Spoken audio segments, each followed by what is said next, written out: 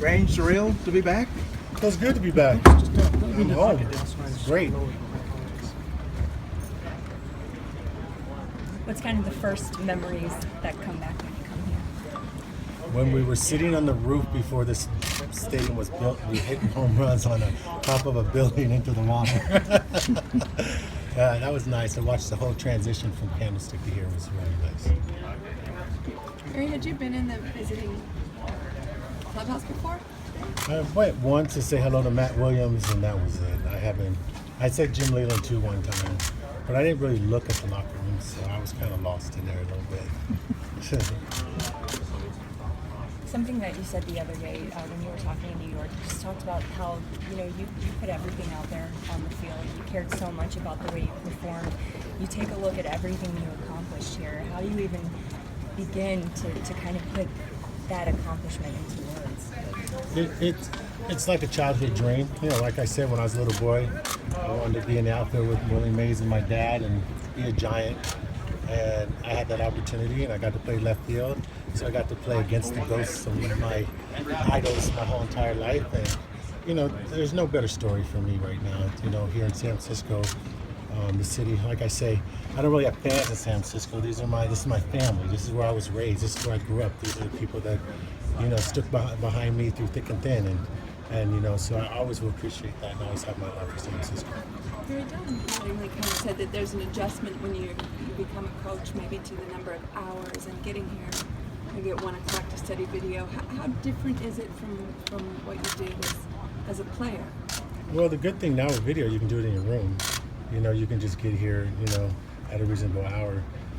But spring training was tough, getting up at 6 o'clock every day and coming. It took a little bit of adjustments, but I'm good now. During the season, it's not as intense as it was in spring training.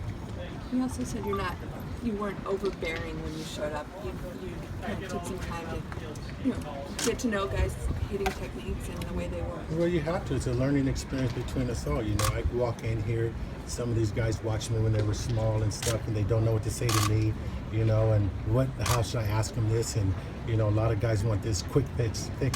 Barry's here, we can fix it right away. And, baseball doesn't work that way. It takes a learning process for us all. We have to learn each other.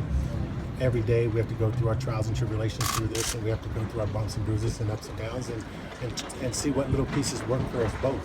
I don't have to go out there and perform it. They have to go out there and perform it. It's my job to help them do that. Was there ever, in the beginning, was there ever a temptation to maybe step in there and just grab a bite of guys? It's like this, and then you...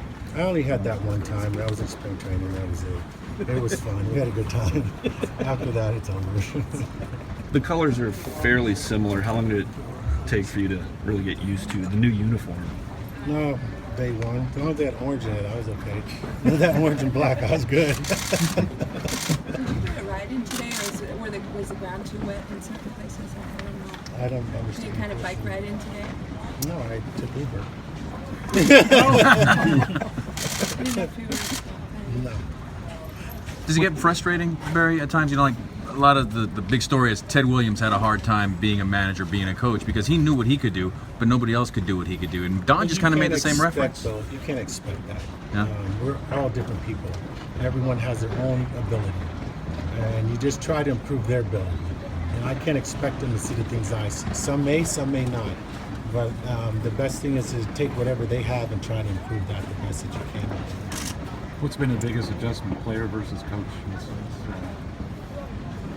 At first, in spring training, the emotions, because, I'm used to being on the field with them.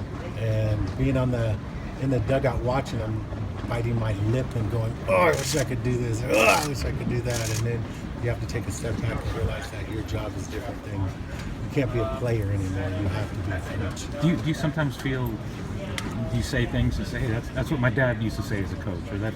I use my dad a lot. I use Willie a lot. Some people get it, some people don't. It's a process, They're young players, they're all developing, and I'm a young coach, and I'm developing, and we're all we're all in this together. What do you do with a guy like Stanton? He's such a great talent, but like anybody else, he struggles sometimes. I mean, do you leave him alone, or do you actually? Do you work with him a lot more when he's struggling? My thing as any hitter, you can't do it alone. So you're gonna need it from someone, and hopefully I can bring value to his struggles, and hopefully I bring value to his success, and that's all you can do as a coach. Are you loving this enough to think about doing it long term? I'm just gonna go one day at a time and 1 year at a time. But I do like it. I do like it a lot. It's a lot of fun. Miami's been great. The people have been great. Fans been great. Media's been great. I haven't had this much press, good press in my entire lifetime. I'm liking it. I mean, really, I'm liking it. I'm like, shit, I should have done this a long time ago. Done what? Be nice? Well, you guys have been nicer. I'm the same. You guys have been nicer. And I appreciate that. And I'm just still the same at times, but you guys have been a lot nicer, and I really appreciate that. Well, you haven't made an error or struck out. Well, I mean, I didn't do that much. Hey, you still wrote something bad about me, John. I don't recall.